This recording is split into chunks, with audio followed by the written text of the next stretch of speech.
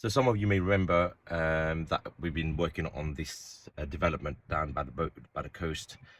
It was a solicitor's shop with flats above for a title split and also a change of use via full planning permission to change the shop into a 1 or 2 bed flat.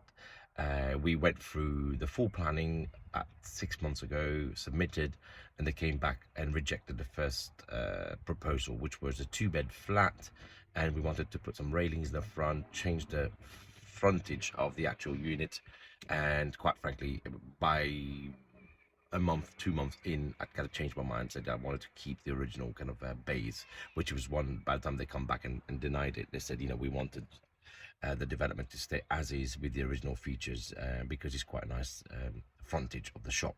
So anyway, so we had to submit again, and when we submitted again, typically the planners will take the maximum allowed, which is 56 days again, which we waited for, and we changed the stuff that they asked us to change, which is the ratings had to go, keep the base original on the actual development, and they've come back.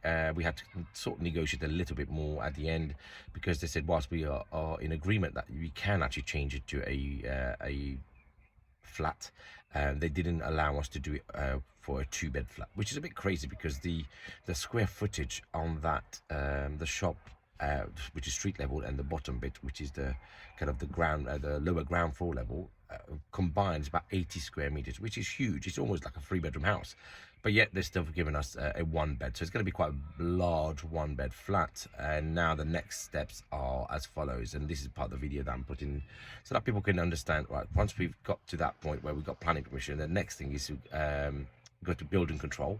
So my architect's already submitted to building control and asked me whether I wanted to use the council's one, which is an absolute no-no for me because it takes too long. They're too overrun with work, and you're forever waiting. So we use private contractors who are, by the way, mostly ex-council workers, surveyors anyway. So they are competent and what's the word, authorized to do building control works on behalf of the council.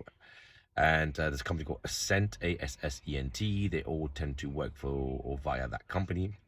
So we've commissioned them, and cost-wise, the building control guy is asking for, or has asked for, £1,000, so £900 plus VAT, so it's about 1,080 quid. So that's the next step, and then after that we've got soundproofing, because we'll need to soundproof both sides of the flat, as well as the floor, really, because otherwise the noise will go up to the flats above. So that's another cost that you need to factor in when you are doing development, because that will also hit your bottom line as well.